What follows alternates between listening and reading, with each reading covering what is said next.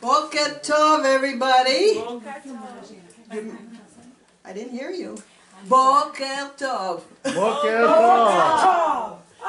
The tour guide, every time he got on the bus, he'd have his nice microphone. He'd say good morning. We were so excited because, yes, he's going to take us through the promised land. And that's what I want to do for you today. And I've been taking you on a journey. We started, just a quick review. Slide number 1, please. I talked about why God chose Israel and where He put it. Do you remember that? He said, I will put Jerusalem in the center of the nations. I love this picture. You can see it right there. There's Israel, right in the center of the world. He says, this is Jerusalem, which I have set in the center of the nations. That was so important to God. First, He was going to establish a Jewish nation, but first He's getting a land ready for them. He puts it right in the middle of the nations. For the Lord has chosen Israel to be His treasured possession. Now that's important. God said, Israel is my treasured possession. That's why Israel is important, needs to be important to us. Next.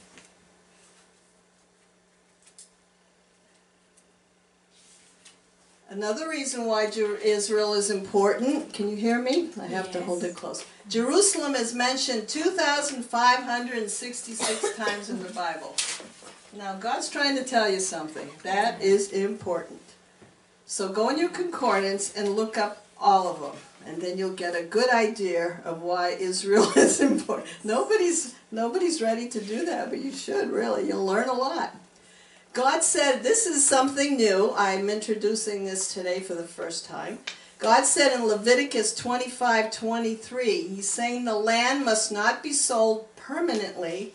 He's not saying it can't be sold, but you can't own it permanently because the land is mine. God's saying the land of Israel is mine. And would you believe it, even today, when you buy land in Israel, they have a clause on your whatever, you know, when you sign your papers, that you're only leasing the land, either for 49 years or 9, because they're trying to keep with what God says. God owns the land. You don't. You're just leasing it. Today, 93% of the land in Israel is either owned or managed by the state of Israel. And that's keeping Israel as a Jewish state, because God said this land belongs to the Jewish people. So that's protecting the land from foreign countries buying it all up. The majority of this land is only made available to Israel. You have to be an Israeli citizen, or you have to be a Jewish non-resident. You have to be a Jew.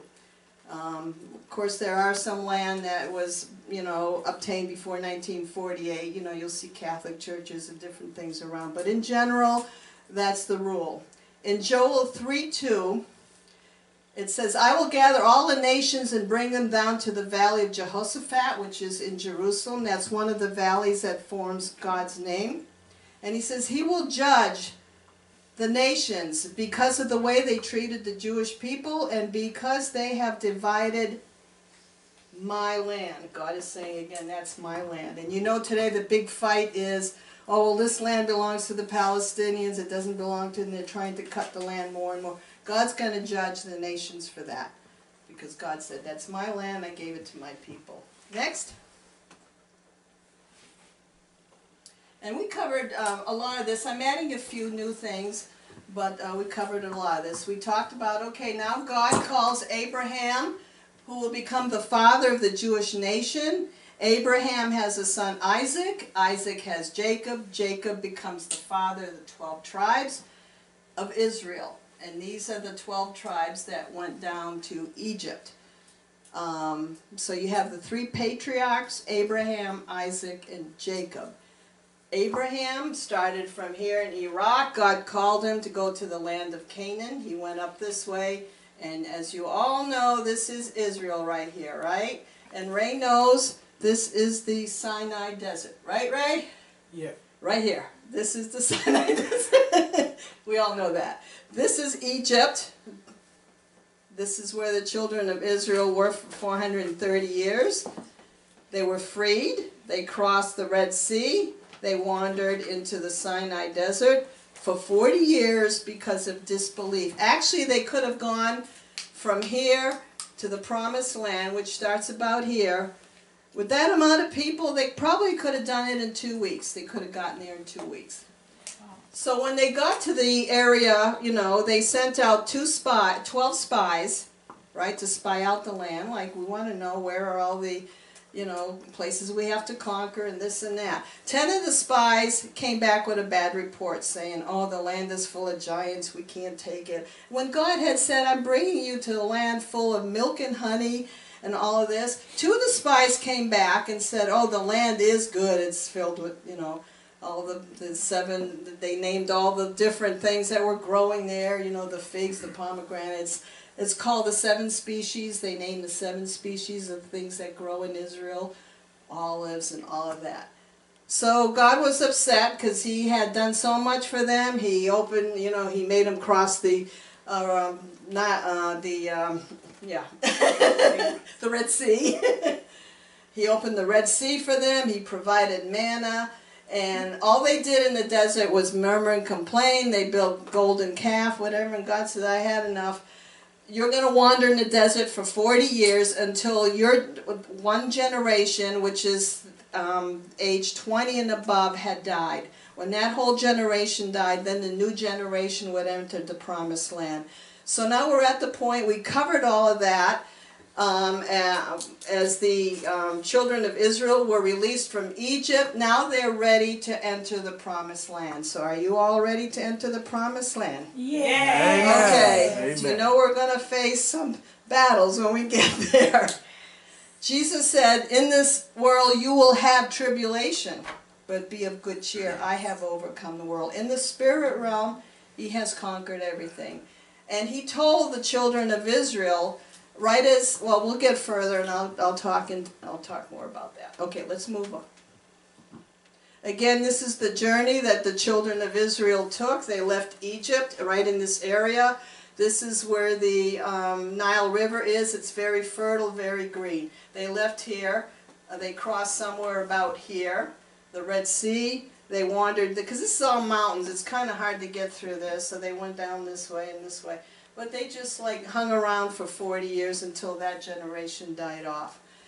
Looks like they went up in here and all around. Okay, this Israel starts right about here today. It starts right about here, Gulf of Aqaba, that's the Red Sea.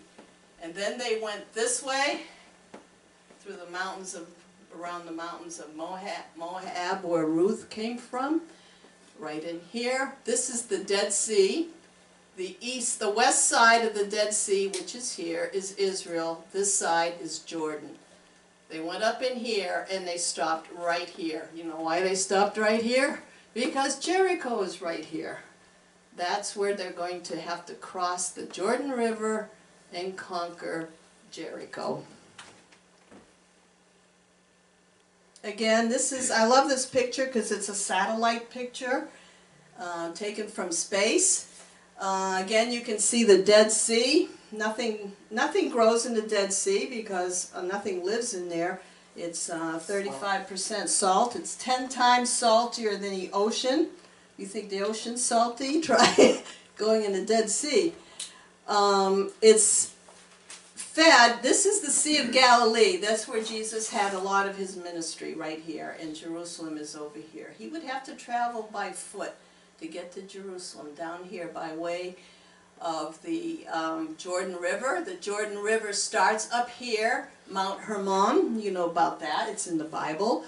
It starts up here. The snow melts in the winter. There's a river. The Jordan River starts from the mountain, goes down here, feeds into the Sea of Galilee. It exits the Sea of Galilee, heading south all the way down to Jericho, and it empties into the Dead Sea.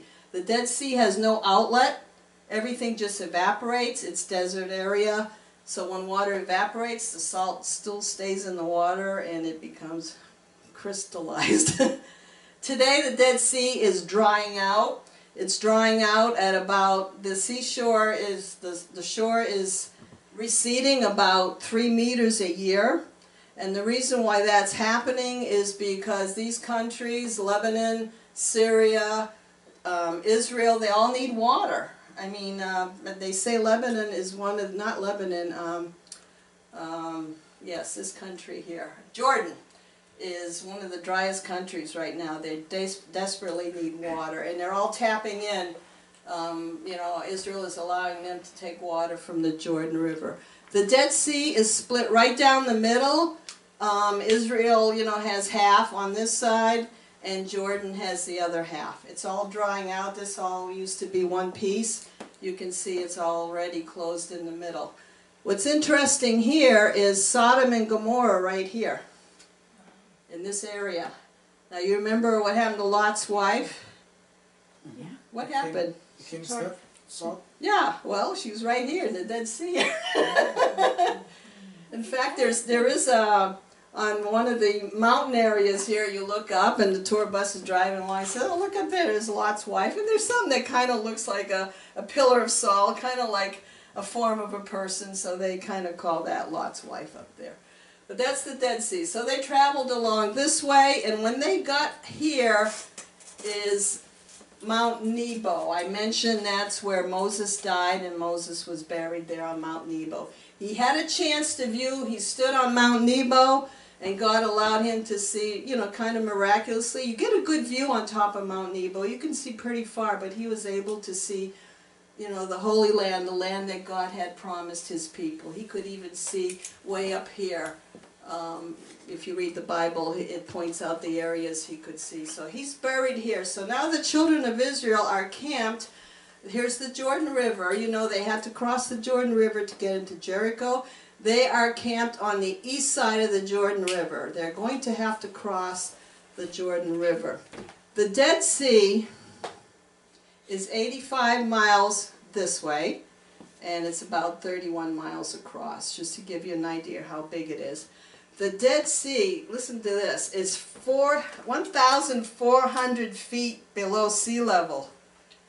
Now that's low. In fact, the Bible says it's called the navel of the earth because it's the lowest spot on earth. In fact, they say you don't even get sunburned down there. The sun just doesn't reach you, I guess. 400 feet above sea level.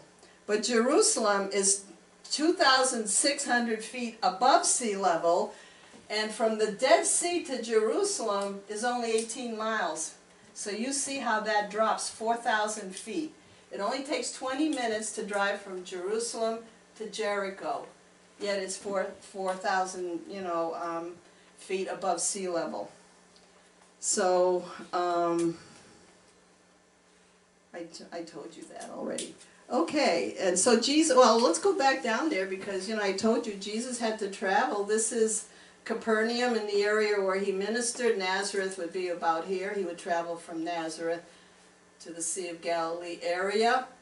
And when he traveled to Jerusalem, he would go down this way, the Jordan River, because there's water. Every place else is hard. There are mountains here, and you can go. Sometimes we used to get to Jerusalem. We used to go by way of, when we lived in the Galilee, we would go this way. But Jesus would have traveled there because it's a nice, the Jordan Valley is a nice way to come down. And plus you have the water there. Okay. Now I guess we're getting near the promised land, right?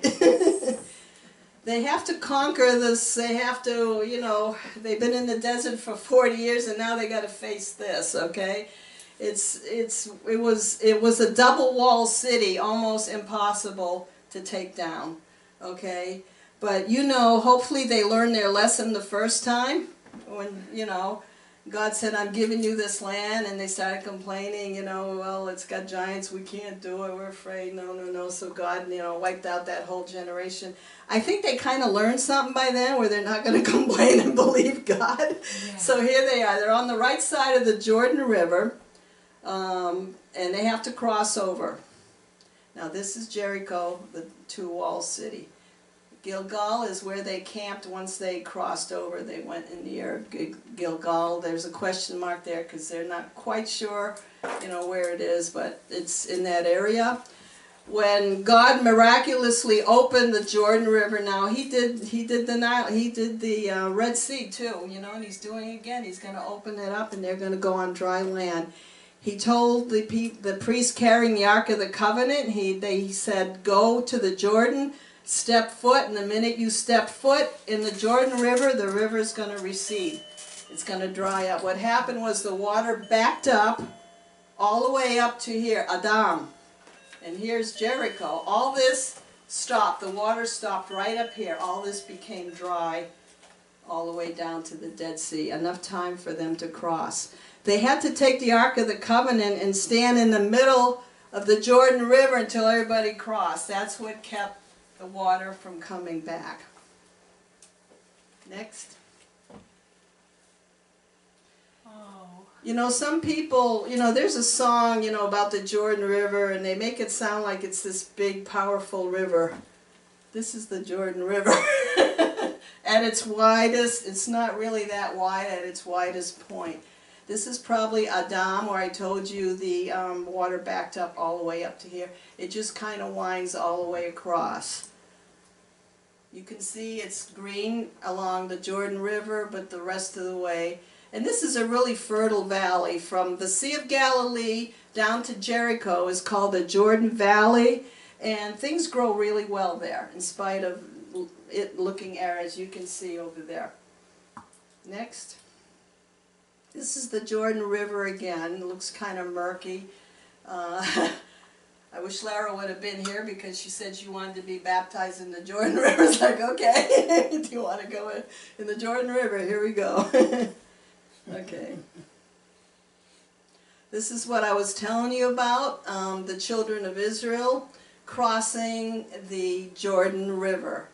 The priest walked in and then the water dried up. What's wrong with this picture is this water was backed up all the way, you know, probably quite a few miles up, and they were able to cross, going to Jericho. Can you, yeah, everybody said, oh, you look so young there. That was 30. You look like a teenager. Yeah, that was over 30 years ago. And we're actually standing on the Mount of Jericho. Jericho now no longer belongs to the Jewish people. Again, you know how the Palestinians are claiming land, and the world is getting in on it, saying, oh, you're stealing, they're telling the Jews, you're stealing land from the, never belonged to the Palestinians. God said, this is your land. That was the first place they conquered, was Jericho. So you can see up here Arabic writing. There's no Hebrew writing up there. Jericho's a place today you don't want to go on your own. You know, when you're in Israel, they have two kinds of license plates. They have the West Bank license plates and the Israeli license plate. So if you're driving down to Jericho with the Israeli license plate, they know you're probably Jewish, which may not be a good thing to go on your own. So with tour buses, it's safe. But anyhow, Jericho. Next. Jericho is called the City of Palms. Now, when you look from the air at the area of Jericho, it's, oh, this is just desert area. I mean, it's near the Dead Sea. But the reason why it flourishes in Jericho and the reason why they had such a big settlement there, big town, is there are underground springs there. Okay, water, underground water, and they say it's so plentiful it's enough to irrigate the whole Judean desert. I mean, there's really a lot of water. Palm trees like their roots to be kept wet. They like their tops to be hot. Perfect environment in Jericho. And Jericho has a really ideal weather. First of all, it's dry near the Dead Sea, and you don't have excessive humidity. The lowest temperature you get at night would be 55 degrees. A lot of months it's in the 70s, low 80s. You'd like it there, Mel. You'd love Jericho. The Dead Sea, you couldn't swim in it. That's the only problem. You saw what the Jordan River looked like, right? So anyhow, and Herod actually had his summer palace, winter palace in Jericho, because Jerusalem can get bitter cold. So he would go down there to keep warm, you know, in the winter time. So that city flourished because when you have water, you know, these areas were settled where there's water. You need water. And the mountains of Moab are in the back, which joins to Mount Nebo, where Moses was buried. So he's always overlooking the Holy Land, really, Moses. He's right there, you know, overlooking it. This, okay. One thing that's really weird in Jericho, when we were driving down the Jordan Valley to get to Jericho, it's like you see these camels loose. I mean, Jericho is, that whole area is flat, and they're just like walking around, and we're saying, are these wild camels? They're actually not wild camels. The Bedouins, you all know what Bedouins are? No. Oh, good. Okay, we'll cover that in the next lesson. Since biblical days, they've been living the same. They make tents out of goat hair. They weave it, and it's black. And they live in tents, and they're sheep herders or goat herders. And like I told you, Israel owns most of the land, so they give them the freedom. Bedouins are like gypsies. They just roam around. If the sheep run out of stuff to eat, they'll move somewhere else, and they'll take their tents and move. To this day, like they did 4,000 years ago, the Bedouins are still living the same. But sometimes, when we went to the desert area, we saw a bunch of Bedouin tents, and we said, look, there's an antenna on one of the tents. They probably needed cell phone reception. So they have some modern conveniences, but they still live the same. So these camels, now once in a while you'll see camels running around and wild in a sense, and those are the ones that have gotten old or sick. They just let them loose and go around. So when you're going from Jerusalem down to the Dead Sea, which is 4,000 feet down, it's a windy road and it's hills. It's dangerous at night to drive because these things could be in the road. So that's why you'll see those signs up there, camel crossing. Can you imagine that, camel crossing? No. Yeah. Next. No battery. I'm going to talk a little bit about archaeology because archaeology does prove the Bible. Yeah. If they do it right. I mean, Satan will try and discredit anything God has done in the Bible. And one woman dug up part of Jericho, doing archaeology, and her report said, no, it couldn't have happened because, the dating is wrong and the Bible's wrong. The devil wants to, if you can discredit Jericho, really, the promised land and all of that, you can discredit a lot of the Bible. But they've since had people do it right, do the archaeology right, the dating and everything. They said, no, it matches up well with the time of Jericho.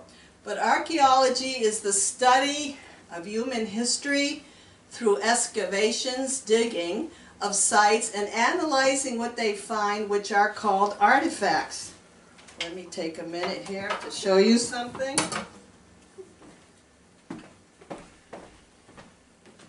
My goodie tray here. Let the cat get out of there. Kids gonna love this. This is an artifact. It's a handle from one of the pots. This I got in Bet Shan, and this is a good over 2,000 years old, this handle. And they do a lot of dating based on the pottery, because different time frames, different styles of pottery had different styles of pottery. And this one was from Bet Shan, which was a Roman Decapolis city, a huge city. They had an amphitheater. I mean, it was like a big Roman city. And the tour guide, they have piles of these. I mean, pottery is something you can just find everywhere. But they were doing the digs there, and they had some of these tour guides says you can take them. So dating of a site is done in many ways. Pottery pieces are used. Pottery pieces are, whoop, what happened? Pottery pieces are used as styles varied through the ages. They also use coins, because coins have pictures of emperors or whatever, so they can date it through coins. For different types of metals, because in the earlier periods they didn't have bronze, they didn't know how to make bronze. So basically it was the Stone Age, and then the early Bronze Age, late Bronze Age. Then they learned how to make iron, so they can kind of date things too by what they find metal-wise. And of course carbon dating, which is okay, but it's not always accurate. So you see them dig. That's not Jericho. We don't know where he's digging, but just give you an example of what archaeology is. Yeah. I'll put my pot in. You can touch this if you want. I'll let you. It's pretty. If it lasted 2,000 years, I think it'll last through you guys. So touching it. Okay. I want to tell you about a tell, because in the future, as we cover Israel, this name will come up a lot. Usually, tell comes from a Hebrew word meaning steep. Basically, a tell is a mound underneath which lay ruins of previous settlements. During a drive in Israel, you may see mounds. Just like this, you'll be driving along, you'll see mounds like that, which haven't been, a lot of them haven't been touched because Israel is one big archaeology. They just don't have the money and the time to dig up everything. If they did, there wouldn't be any place for the people to live. So, can I see the rest down there? So driving along, you may see a mound. Chances are it could be a tell. So when we talk about, I'm bringing you to this point because later on we will be, not today, we will be talking about Tel Megiddo, which is in the Valley of Armageddon, and that's another mound like that. And I'm saying it has previous settlements, it has layers, because as a city gets destroyed, they build on top, they build on top, they build on top. I want to show you a little bit about a tell and how it works. Stay. This is kind of like show and tell. All right, now we're gonna play. Now we're gonna play in the sandbox. Okay, so here we are. This is Jericho. It's flat. It's the Jordan River. See blue? Okay. All right.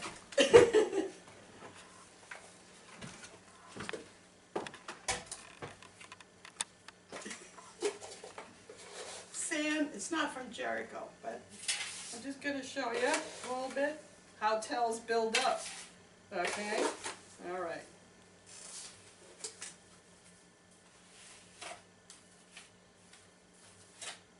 Oh, I'll probably need a little more. Okay, there we go. All right. Now we're in Jericho. Ooh, what do we got here? All right. We're in Jericho. All right. Why did they settle Jericho? Oh, you don't like that? Okay. Why did they settle in Jericho? Why did they build way out there? First of all, it's got springs of water underneath. That's number one. You have to settle where there's water. In that area, there isn't that much water. But it's also one of the trade routes. So you want to settle there because you'll be able to trade with everybody. Things that you need, you know, that you can't produce. So it's a trade route. Not only that, you can control the trade route and make some money. Not only that, it's a business. People come to your town, stay overnight, and buy your stuff. So that's a good place to settle. Jericho is claimed to be the oldest city in the world. So apparently they like the spot. So the Jordan River's here. It's not good to settle on the Jordan River because enemies can come and attack you easily. They like to settle on mounds because it's elevated, you can see. With Jericho being flat, you have a mound, you build on top, build a wall around, you're up there, you're fortified, you can see who's coming around you. Okay, so, you know what this is? Right here is the Mount of Temptation. We're going to build Jericho here, Mount of Temptation. That's where, remember when Jesus went in the desert for 40 days and the devil came and tempted him? This is right, Jericho's here. That's the Mount of Temptation. Up here is the road leading to Jericho, all uphill. And here's the Jordan River. You got an idea now? It's a good project for school. You'll like this. You can borrow my stuff, okay? All right. What happens is, okay, we're going to build Jericho, right? 4,000 years ago, they go and they go, okay, we have to make it a little higher, so they make it a little higher. How can you build on that? It just keeps, you know, it's not very sturdy and stuff. It's not, I mean, you could put a house there, but, you know, not too good. So what they do is they build a wall. Okay? Oh. Now the sand stays in there, okay? And sand, one thing about Israel, it's super rocky. I mean, really, that's like half sand, half rock, or maybe 75% rock. So it's really rocky. So that helps to stabilize it, right? Okay? Now, you want to make it extra fortified. You're going to put another wall, Oh my God. okay? And then you're going to build, you know, put sand in there. And the reason why these tells get so high, because they get destroyed a lot. Everybody wants Jericho. It's on the trade route, money making. You know, Canaanites have it. No, we're going to take it, you know, get them out. So, okay, they fortify it. So there are the walls of Jericho. Now, what happens is, they get attacked, the city gets destroyed, they just kind of rake it out, you know, use what they can, and build on top, top, top. That's why you get that high level. So when archaeologists come, they don't dig up the whole town, they'll do sections. They'll cut a section here, and they'll see the layers of civilization that were down. And that's called a tell, and you'll see that a lot. Now, we know Jericho is called the City of Palms, right? They have camels there. There's a bad one. Well, I didn't get a bad one, but... So we build a city of Jericho, stick a few houses here all around. Now, they had houses in the time of Jericho in this layer too. Now this layer is low income, because if you get attacked, you're the first ones to get it, okay? You remember Rahab? Rahab, the two spies that were sent to cross the Jordan River, they were to go in Jericho and spy out Jericho to see, you know, we're going to conquer it. We want to know what we're going to conquer. They stayed in the house. It actually says they stayed overnight in the house of Rahab, who was a harlot, you know, a lady that... But still, God used her. And she knew, when she saw the two spies, she said, you're men from... She knew, right, you're men from God, because we heard what God did to you when you crossed the Red Sea. By now, the whole town is scared, you know. And the king... Even a little town, not a little town, they say this was about 6 acres of land, only 6 acres, and they figure about 100 people live per acre, so maybe 600 to 1,000 people here versus the Israelites. We don't know how many Israelites were by then, but when they crossed Egypt, we knew there were about 2 million. But a lot of them died off, and we don't know how much they reproduce. So Rahab said, we know, and she says, I know God is going to give you the land because of what God, I know you're here because God's going to give you the land. So she protected them because the king found out that there are 2 spies and they're at Rahab's house. So she hid them on the roof of her house. Now it says in the Bible that her house was against the wall of the city. Okay? I wish I could elevate this, but her house was, you know, was part of the wall, really. That's how she was able to let, you know the story, she was able to let the spies down through her window with a red cord. So, now the one difficult thing with the normal way, not the normal way, but when the children of Israel didn't have to do this because God was going to make the walls come down, but to attack a fortified city, there are different ways of doing it. You can surround the city for many months and starve them out because they can't come in or out. You can starve them out. But Jericho had just gone through the spring harvest of barley. Their pots were all, they could have lasted for a long time. They have water, they have food. You can't starve them out. Another way is to break the walls down. Can we get to the next one? Oh, okay, well, I'm getting ahead of it. One way to, the wall of the city. Can you all see the wall of the city? Yeah. Now it's hard to break a wall down, especially when there are two. I'm going to talk about battering rams, how they could knock the wall down, but if you have two like this, everything's kind of keeping it together, so if you try and knock this down, it's hard.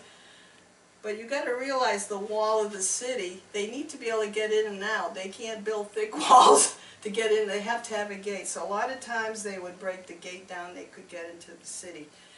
So I'm going to get just a little more into that, but remember I said it's the city of palms, so let's just stick those in there. So basically, just to get you a visual, there's something about visuals. They're going to come and knock Jericho down. All right, if I have more to say, I'll think of it later. Okay, I wanted to get into the history of Jericho. The history of Jericho, not the history, but Jericho shows we know, the miraculous power of God. I mean, the walls around here were so thick and massive that no way anybody could have gotten through that. Oh, yeah, thank you. Hello. Jericho is mentioned. It's not mentioned a lot in the Bible. The concordance showed it's only mentioned 58 times in the Old Testament, and it's mostly in the book of Joshua and the conquering of Jericho. The New Testament, it's mentioned only 6 times. 3 of them are in Matthew, Mark, and Luke, and it had to do with Jesus healing a blind man in Jericho. And also, you all know Zacchaeus, the tax collector. In Jericho, he was very short, and he heard Jesus, he saw Jesus was coming, so he climbed a sycamore tree, so he was able to see Jesus. And Jesus spotted him up there, and he says, Zacchaeus, come down. I want to spend, I want to spend time in your house. I have a feeling Jesus stayed there overnight, because if you're coming from Galilee, which is an hour-and-a-half drive, if you're driving, he needed a place to stop before making that 4,000 feet hike up to Jerusalem, which was his last stop. And that's all hills, it's all sun, it's hot. But then again, it was, even in March and April in Jericho, the sun is just beating down on you. So he told him, come down, I want to stay time at your house. And everybody's saying, why is Jesus spending time with the sinners and this and that? But it changed Zacchaeus' life. He was convicted of his sins because tax collectors weren't very, nice with people. Zacchaeus said, I'm going to give half of what I stole, or whatever. He's going to give it all away. It changed his life. So that was basically the only times in the New Testament that's mentioned, except, this is really important, we got it in black there, Hebrews 11:30. It talks about how Jericho fell down. How did it fall down? By faith, the walls of Jericho came down. In the Old Testament, I told you the book of Joshua, and also a few other instances where Elisha, and he was the one who took the mantle from Elijah. And this all happened actually, Elijah went in his chariot up to heaven, right, almost at the same spot where the children of Israel were crossing the Jordan River. It happened at the Jordan River area.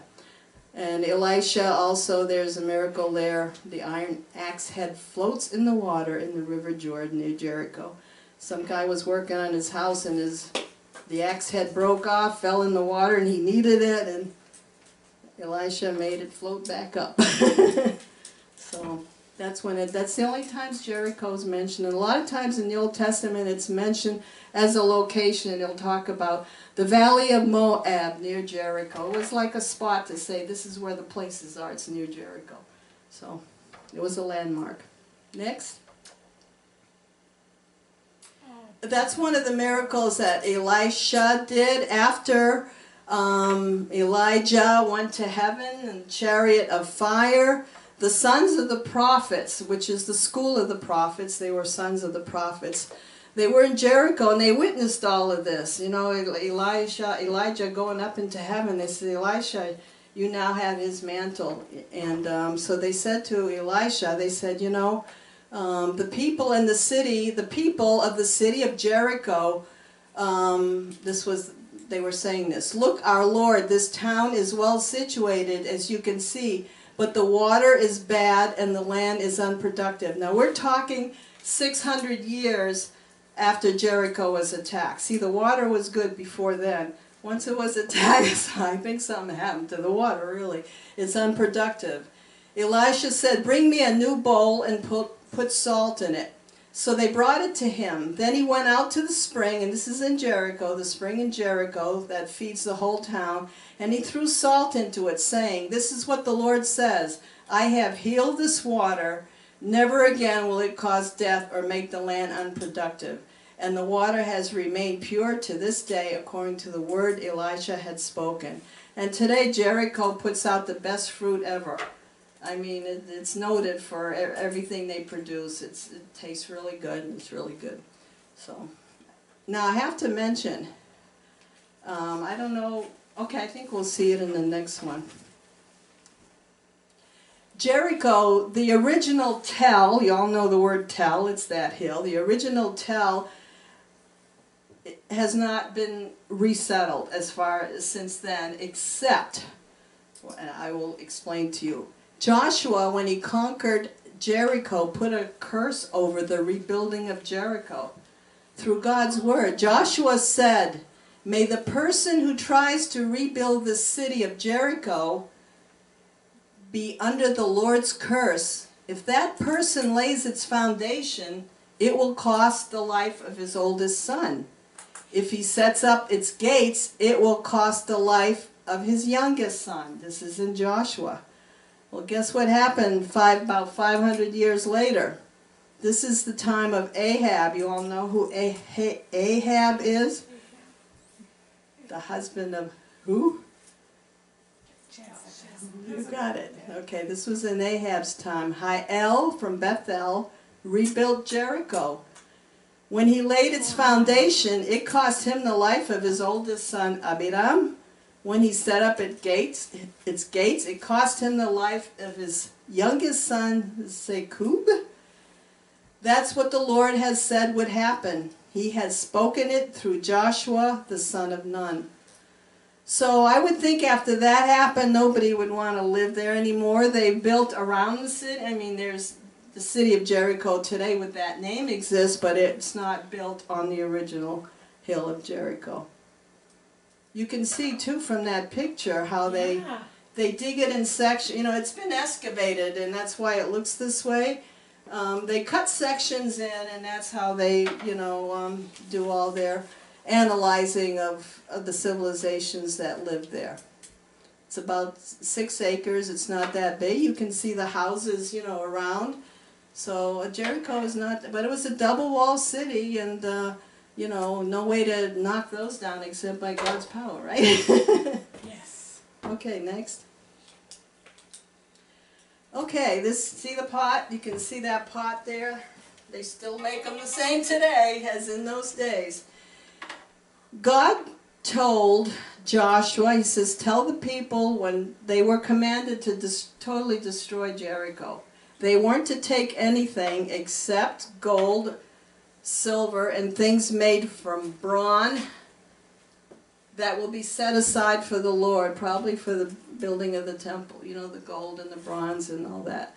They could take that, but everything else had to be left behind. And again, this is proof how archaeology proves the Bible. This is from the time of Jericho. Some of these pots were still full of grain, and usually when you conquer a city, you take the food. That's precious, take the food. And they had just gathered the grain. We know by reading the story in Joshua that the Jordan River was really swollen at that time because it was spring, and the snow was melting from Mount Hermon. So it wasn't that little river that's just 20 feet across that you can kind of wade through. It was a rushing river. They were gathering, this is the first fruits that they were gathering, which was the barley harvest.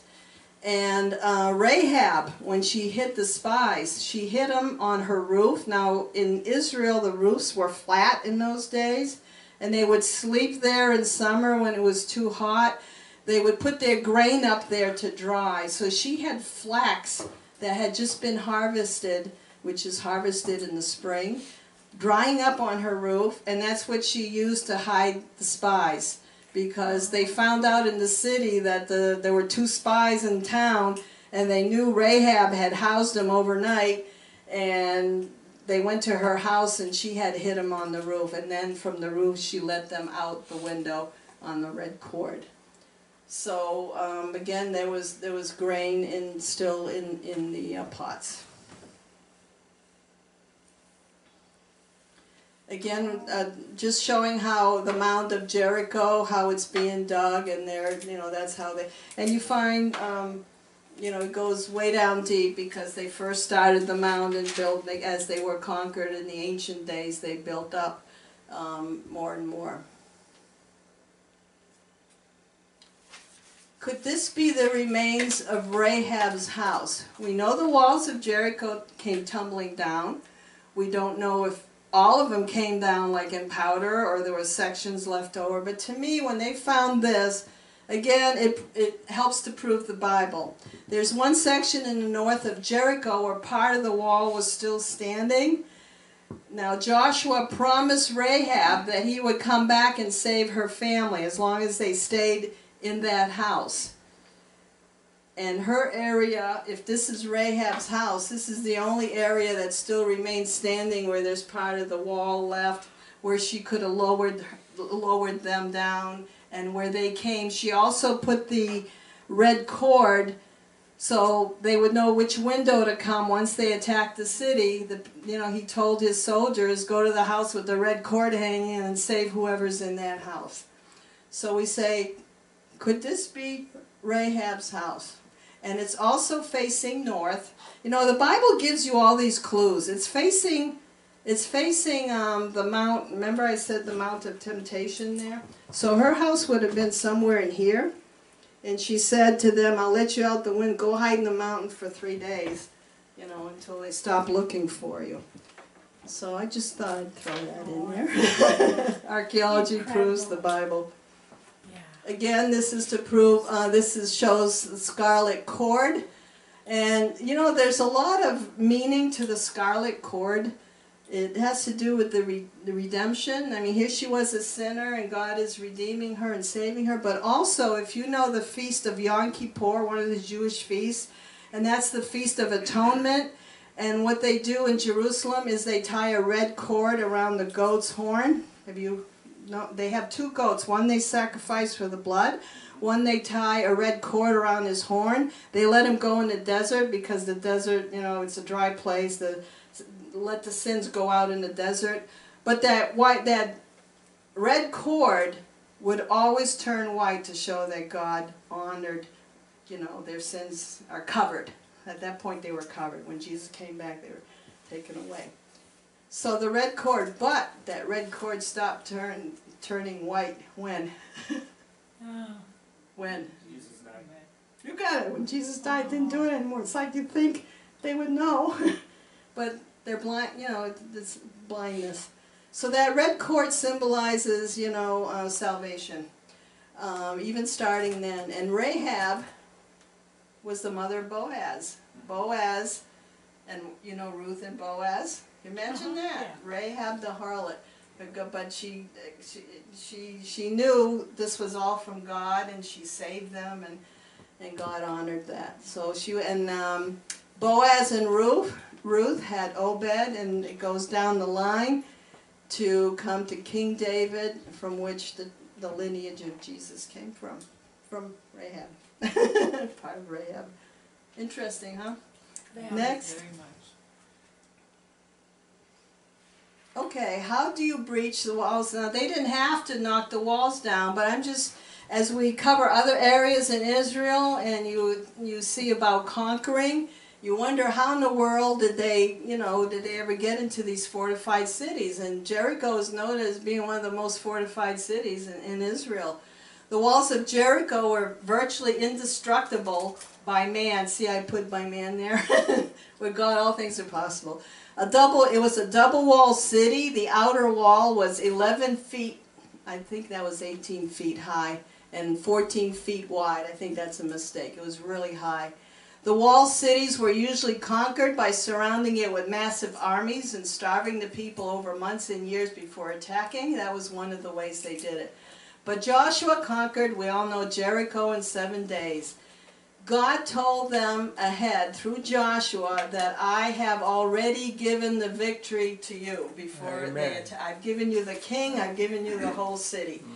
God told them ahead of time. So in the spirit, we got to realize that the walls of Jericho in our lives, in the spirit world, God conquered that. Amen. Amen. But it's Praise faith. God. Remember in Hebrews Yes. 11:30, it says, it's by faith that the walls of Jericho came down. Yeah. Now the gates of Jericho was securely barred because of the Israelites. No one went out and no one came in. Then the Lord said to Joshua, see, I have delivered Jericho into your hands. That's past tense. I have delivered. Yeah. Along with its king and its fighting men. Even a little, a little area like this had a king. There was a king in Sodom. There was a king of Gomorrah. There were 5 kings just in that area, that Abraham had to deal with too when they took his son Lot, his nephew Lot. Okay, next. I just wanted to give you an example. I give you a little history and a lot of Bible and all kinds of things mixed in. How walls, some of these walls could be knocked down. Now here we are, we're in the Judean desert.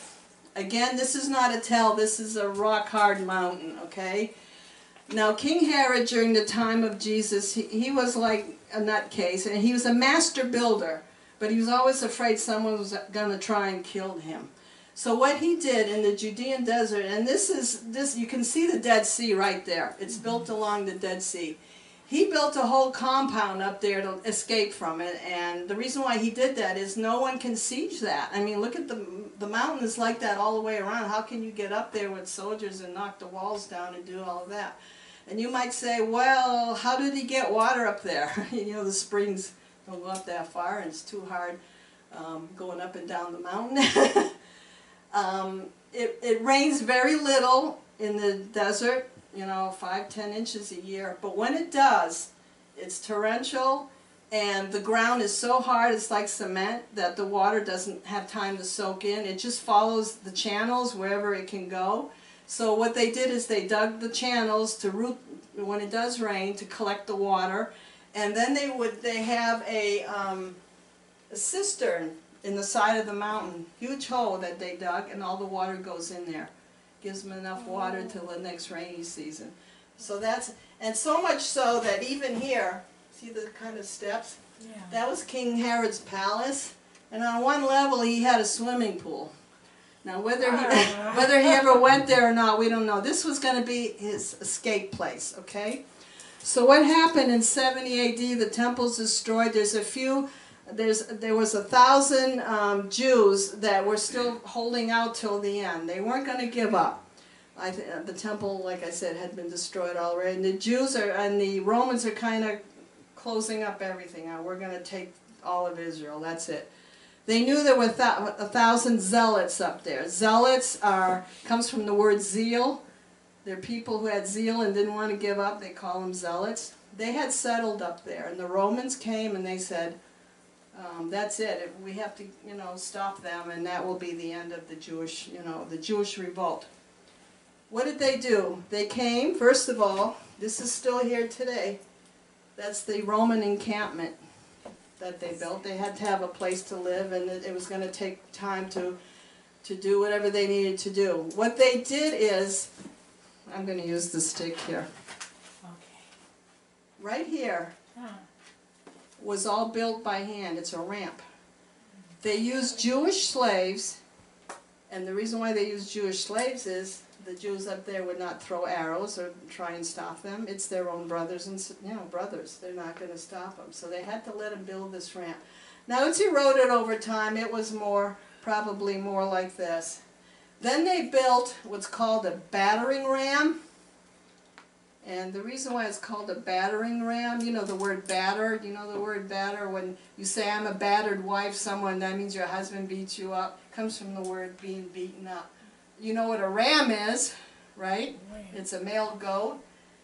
This log here, they would put the head of a ram on the end, okay? And you know how a ram, when they fight, they take their head and their horns and they ram into you? Okay, battering ram. They built this contraption. It's on wheels. They would put metal shields all around it because otherwise they would shoot fiery arrows down and try and burn this thing. They would wheel it up, and this thing is a pendulum. It swings, and you let it go, and then it rams against the wall. They swing it, and then when they let it go, it bangs against the wall. They wheeled this thing all the way up here, and that's how they were able to get the wall. There's a there's a movie on this. It's incredible. It's called Masada. You should watch. It goes through the whole thing of what they went through. So that was one of the. They used this a lot from the time of the Assyrians. They used these type of rams to go around the fortified cities, and one of the weak points is the gate. Okay.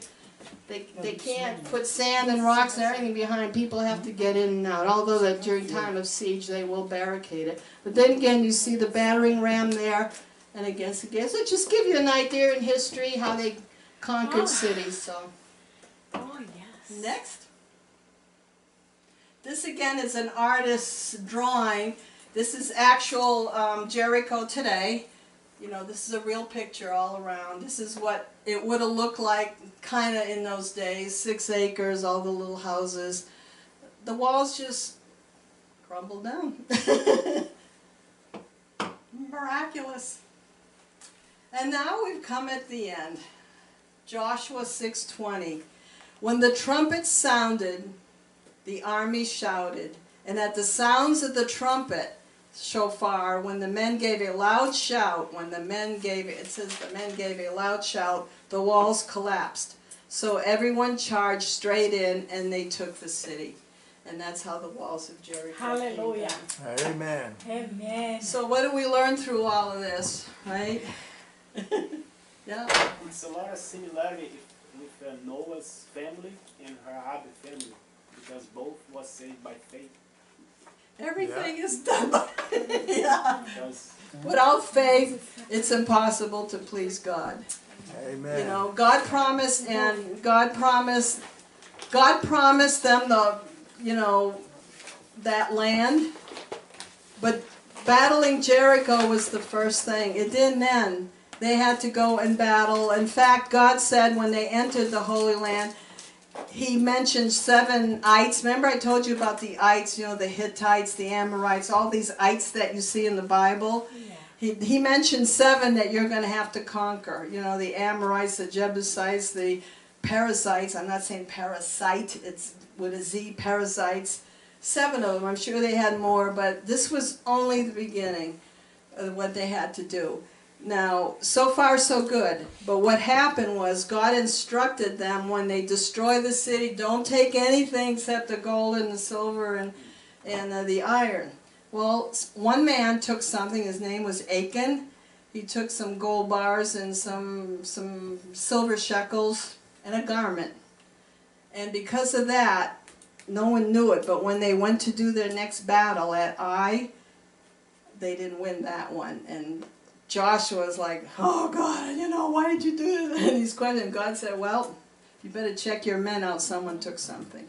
So the whole story in Jericho is first of all, you got to be obedient to what God tells you to do. When he had them march around Jericho for 6 days, I mean, that's not a military thing to do. It's stupid in most people's eyes. I mean, why march around? But God said so, and he told them to be silent. March around for 6 days. You blow the trumpet, but you can't speak. You're gonna be silent on the 7th. But they were obedient. Like I said, they probably learned their lesson from the 40 years and just like, let's do it. And then they saw God open the Jordan River for them. That's another encouragement. But can you imagine all of a sudden they've been in the desert 40 years, they get to the Jordan River, and all of a sudden they look across the 20-foot Jordan River and they see the massive walls of Jericho? Can you imagine? It's like, are we going to do what our ancestors did and start complaining and rebel against, they rebelled against Moses in the desert. They wanted to, throw him out and get another leader. Are we going to? No, they did it. So with our Jerichos, we learn lessons in life, and God has us go through things to grow and to be strengthened, because in this world, Jesus said, we're going to have tribulation. The enemy is here every day.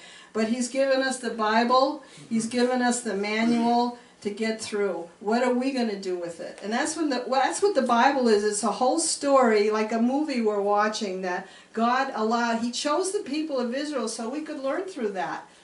You know, and people say, well, they're so special and God doesn't love it. No, He did that for us. Yeah. You know, allowed them to go through that, and we see what happened when they disobeyed, when they obeyed, when they lost their faith, when they did that. And we should learn from this, from the Battle of Jericho, to not doubt God no matter what He tells us to do. And sometimes there's the wait. It may not happen tomorrow. You know, we have to have patience. It's in God's timing. Just trust in God, do what He says, and keep going. But they had to face more battles. Until that devil is locked up forever, we're going to have to learn how to do battle. Mm-hmm. So they're going to move on to the next one. The next one. It's the whole Bible is a story of us growing stronger in the Lord if we're obedient and have faith. So, are you ready to sing your song? Yay! Do you have your shofar? Yay! Amen. And girls, are you ready? The seven of us blow the shofar, but you girls have to shout hallelujah. Yes. Because the walls of Jericho came tumbling down. They were blowing the shofar for 6 days. But it's when they blew the shofar with the screaming and the shouting that made the walls of Jericho come down. Yes. Hallelujah. Thank you, Lord. Oh, Jesus. Thank you, Lord. Yes. By all right. faith, God had already said, I have given it to you. Amen? Amen. It's like that atonement. Jesus died for us on the cross. He says it is finished. He had destroyed the power of sin. He had destroyed the power of the enemy. He said it's already done for you. Which one? So now I have to take that by faith. And says yes. We're going to just march forward. Amen? Amen. Thank you, Lord. Victory. Yes. Hello, hello. You all have your proclamations ready. Yes. Maybe we should all get in kind of like a row, so whoever's going to speak next will kind of know with your hand.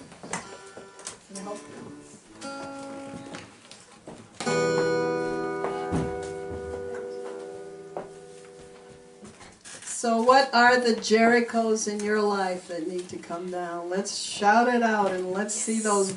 In the spirit, you can see those walls come tumbling down.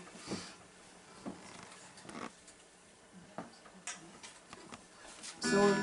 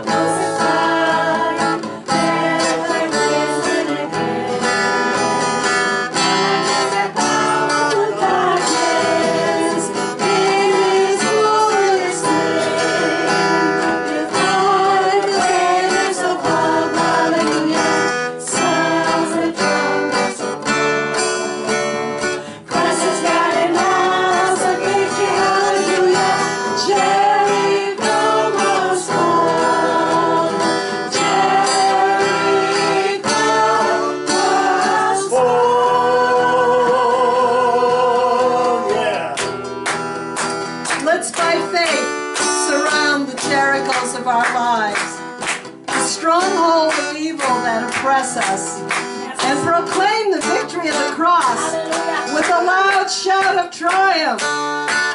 The Lord reigns over the stronghold of fear. The Lord reigns. Over the power of sin and death. The Lord reigns. Over the stronghold of disease. The Lord reigns. Over tyranny and injustice. The Lord reigns. Over the power of Jezebel.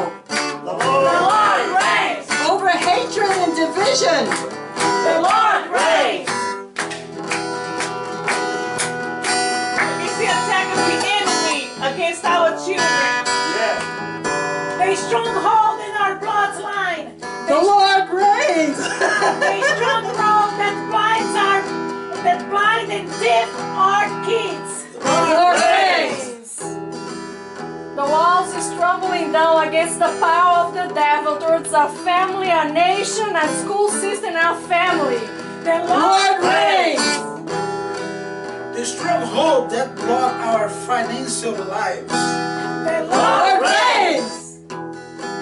Stronghold in our personal and professional lives. The Lord reigns. Over all the power of evil in every city, in every nation, in all of heaven and all of earth, forever and ever.